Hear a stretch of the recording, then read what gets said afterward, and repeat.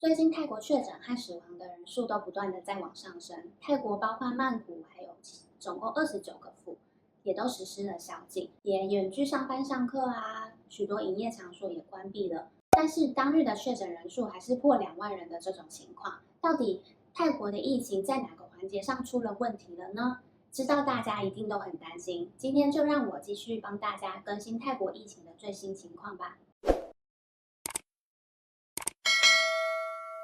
Hello， 大家好，我是目前住在泰国的 Kimi。今天会先来聊聊泰国目前疫情的情况，再来讨论为什么泰国在短时间内疫情会变得这么的严重。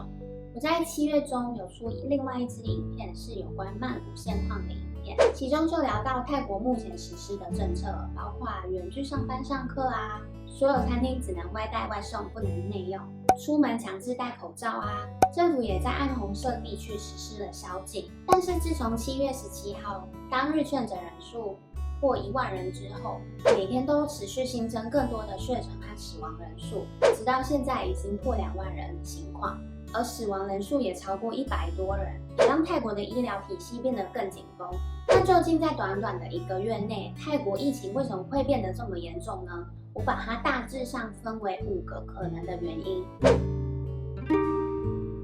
政府为了挽救观光业，在疫情还没有完全稳定的情况下，在7月先后启动了普吉岛、苏梅岛沙盒计划，让有施打疫苗的人可以入境观光，也让住在这一区的民众陆续先接种疫苗。总理他自己呢，也亲自飞到普吉岛参加开幕典礼。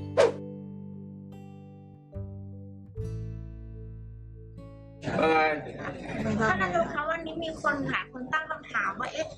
เราไม่มีใครอยู่กรุงเทพเลยในวันที่คนตายนิวไฮเนี่ยค่ะอาจารย์也让很多人觉得，看起来好像没那么危险，就开始有了比较松懈的防疫。当初政府在规划普吉岛沙盒计划的时候，所列出的其中一个先决条件是，如果确诊人数1周超过90人以上，便会取消沙盒计划。但依照目前普吉岛的数据，1周确诊人数加起来，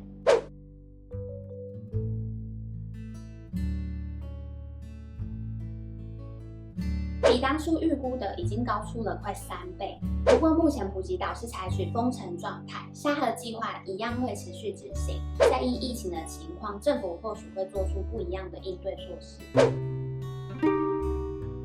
泰国境内有传染力更强的变种病毒，其中就包括英国、印度、南非变种株。因为疫情的关系，泰国很多医院负担变得更重，开始没有床位，也搭了帐篷，也在600多所学校、机场和球场成立了方舱医院，试着多增加一些病床。但也因为床位不足的问题，如果是症状较轻微的确诊者，只能在家一边自我隔离，等待自己的免疫系统去抵抗病毒，一边等待床位。也有报道指出，一些确诊者因为缺乏医疗照顾而在家中过世，甚至有确诊者在街上死亡的情况。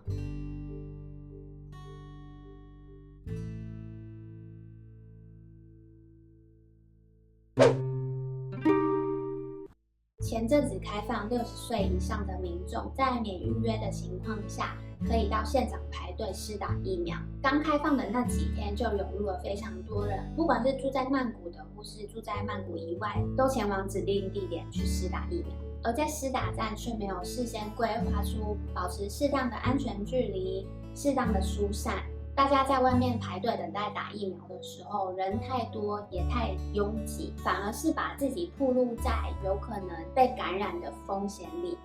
而相同的情形也发生在筛检站，一开始只有部分寺庙内设置免费筛检站，每日提供固定的名额，也有不少人为了能做免费筛检彻夜排队。那这些情况呢，目前也都正在慢慢的在改善。至于说到疫苗接种的人口涵盖率，第一季约20.9%，而第二季呢只有5.9%。以现阶段来说，疫苗施打的速度有点太慢了。因为疫情的关系，政府实施宵禁，算是封城的政策。对于可以远距上班或是远距教学的人，可能短期影响不大，但是对于无法远距工作的行业，等于是被迫放了无薪假。就拿前阵子百货公司里的餐厅来举例，还有在继续营业的餐厅，店的位置在其他楼层不是设在1楼的话，会设一个像这样子的小柜位，要买外带就可以直接在这边点，从原本的不能内用，只能外带外送。但是在7月20号，政府无预警的宣布，百货公司内的餐厅全面禁止外带外送，这样等于是全部的收入都没了，钱还是得继续烧，持续付租金、付人力成本，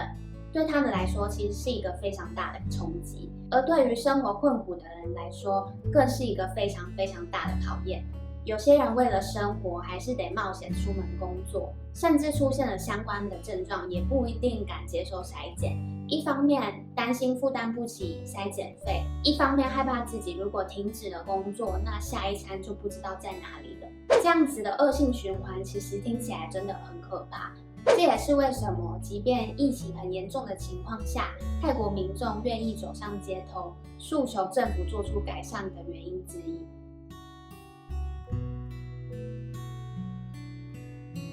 虽然泰国疫情严重，但我觉得呢，最重要还是要保持平常心，不要太过于恐慌。除了第一线医护人员的努力之外，还需要我们大家一起自发性的配合。最重要的是，一定要保持身体健康，也别忘了给彼此多一点的爱和鼓励。最后，如果你喜欢这支影片，记得按赞、分享给更多人知道为什么泰国疫情在短时间内变得这么严重哦。也别忘记订阅我的频道，让我每周6带你一起更认识泰国哦。与我手，我们下礼拜6见，拜拜。